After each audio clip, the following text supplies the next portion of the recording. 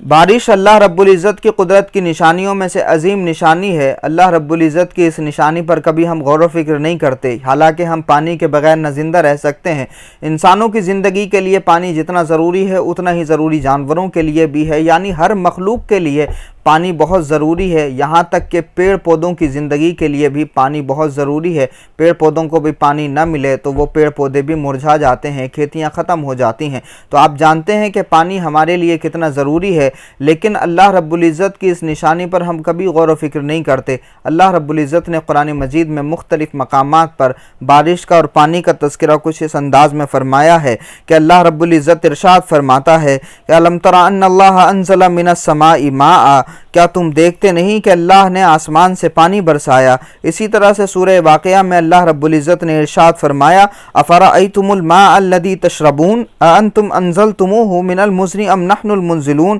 یہ پانی جو تم پیتے ہو اسے تم نے بادل سے برسایا ہے یا اس کے برسانے والے ہم ہیں۔ وانزلنا من المعصرات ماء ثجاجا لنخرج به حبا ونباتا وجنات الفافا، اور بادلوں سے لگاتار بارش برسائی تاکہ اس کے ذریعے غلہ اور سبزیاں اگائیں اور باغات اگائیں۔ اللہ رب العزت نے مختلف مقامات پر کچھ اس انداز میں بھی بیان فرمایا وما انزل اللہ من السماء من رزق فاحیا به الارض بعد موتها، کہ جب آسمان سے رزق نازل ہوتا ہے تو پھر اس کے ذریعے مردہ کھیتیاں زندہ ہو جاتی ہیں۔ یعنی یہاں جو رزق کا لفظ استعمال ہوا وہ بارش کے لیے استعمال ہوا، کیونکہ جب پانی برستا ہے تو پھر اس کے ذریعے مردہ کھیتیاں زندہ ہو جاتی ہیں، اور ظاہر سی بات ہے کہ جب مردہ کھیتی زندہ ہو جاتی ہے تو پھر اناج اگاتا ہے۔ تو اللہ رب العزت نے مختلف مقامات پر بارش کا اور پانی کا تذکرہ فرمایا، اور آپ دیکھیے کہ بارش کا پروسیجر کتنا خوبصورت ہے کہ زمین پر جہاں جہاں بھی پانی موجود ہے اس پانی کو اللہ رب العزت پہلے بخارات میں تبدیل فرماتا ہے، پھر وہ بادلوں کی صورت میں ہواؤں کے ذریعے آسمان کی طرف جاتے ہیں، اور پھر وہ پانی سفر کرتا ہے، اور پھر جہاں ضرورت ہوتی ہے ان بادلوں کو اللہ رب العزت پھیلا دیتا ہے، اور جس زمین پر ضرورت ہوتی ہے پھر انہی بادلوں کو وہیں اسی زمین پر برسنے کا حکم فرماتا ہے، اور پھر وہ جب بادل برستے ہیں ضرورت کی زمین پر تو اللہ رب العزت پھر اس پانی کے ذریعے مردہ کھیتیوں کو زندہ فرماتا ہے۔ تو اس طرح کا خوبصورت انتظام ہے۔ اللہ رب العزت نے مختلف مقامات پر قسم بھی یاد فرمائی ہے۔ سورہ ذاریات اگر آپ پڑھیں گے تو آپ کو ملے گا کہ قسم ہے ان ہواؤں کی جو گرد اڑانے والی ہیں، پھر پانی سے لدے ہوئے بادل اٹھانے والی ہیں، پھر تیز رفتار سے چلنے والی ہیں، پھر ایک بڑے کام بارش کی تقسیم کرنے والی ہیں۔ پھر آپ دیکھیے کہ اللہ رب العزت نے ہواؤں سے بھی کیا خوبصورت کام لیا ہے کہ وہ بادلوں کو ڈھکیلتی ہیں جہاں جہاں بارش برسنی ہوتی ہے اسی راستے کی طرف۔ کیا خوبصورت انتظام ہے۔ اللہ رب العزت نے مختلف مقامات پر تذکرہ اسی لیے فرمایا تاکہ جو انسانی ذہن ہے وہ غور و فکر کرے اللہ رب العزت کی نشانیوں پر،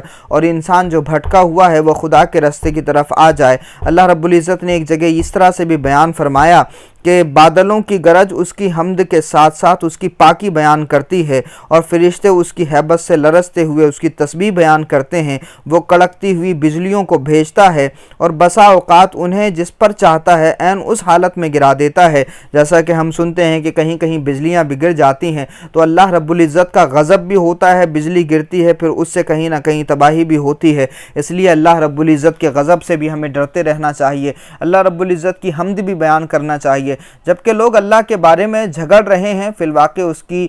اس کی جو حکمت ہے وہ بڑی زبردست ہے۔ تو اللہ رب العزت کی یہ نشانیاں ہیں، جب بجلیاں کڑکتی ہیں تو اس میں پھر فرشتے بھی تسبیح بیان کرتے ہیں، اللہ رب العزت کی پاکی بیان کرتے ہیں، بادل بھی پاکی بیان کرتے ہیں، یعنی جو کچھ زمین و آسمان میں ہے سبھی اللہ رب العزت کی پاکی بیان کرتے ہیں، مگر انسان کبھی غور و فکر نہیں کرتا۔ یہ انسان جس کو اللہ رب العزت نے دل عطا فرمایا، عقل عطا فرمائی، یعنی خواہش اور جذبات دونوں عطا فرمائے ہیں، عقل بھی عطا فرمائی ہے، وہ عقل انسان نہیں لگاتا، غور و فکر نہیں کرتا، جس کے بارے میں اللہ رب العزت نے مختلف مقامات پر بیان فرمایا کہ تم غور و فکر کیوں نہیں کرتے، افلا یتدبرون افلا یتفکرون افلا تعقلون افلا تنظرون۔ قرآن مجید میں مختلف مقامات پر اس طرح کی باتیں بیان کی گئی ہیں۔ پہلے اللہ رب العزت نے اپنی نشانیوں کو بیان فرمایا، اور نشانیوں کو بیان فرمانے کے بعد میں کہا کہ تم غور و فکر کیوں نہیں کرتے، تم دیکھتے کیوں نہیں، تمہیں نظر کیوں نہیں آتا، تمہیں عقل کیوں نہیں ہے۔ تو اس انداز میں اللہ رب العزت نے انسانی ذہن کو جھنجھوڑا ہے تاکہ انسان جو بھٹکا ہوا ہے وہ قدرت کی ان نشانیوں کو دیکھ کر کے اپنے مالک کی طرف پلٹ آئے اور دنیا کے سامنے جھکنے کے بجائے اپنے مالک کو سجدہ کرے، اپنے خالق کو سجدہ کرے، جس نے کائنات کی تمام چیزوں کو پیدا کر کے ساری نعمتوں کو انسان کی خدمت پر لگا دیا ہے۔ تو آئیے ہم بھٹکے ہوئے ہیں اگر، تو اللہ رب العزت کی قدرت کی ان نشانیوں کو دیکھ کر کے اپنے رب کی طرف رجوع کریں، کیونکہ کائنات کی ہر شے ہماری رب کی پاکی اور بڑائی بیان کرتی ہے۔ اللہ رب العزت ہمیں اپنا خوف ہمارے دلوں میں پیدا فرمائے اور اپنے قرآن پر عمل کرنے والا بنائے، اور کائنات کی ان چیزوں کو دیکھ کر غور و فکر کر کے سبق حاصل کرنے کا شعور عطا فرمائے۔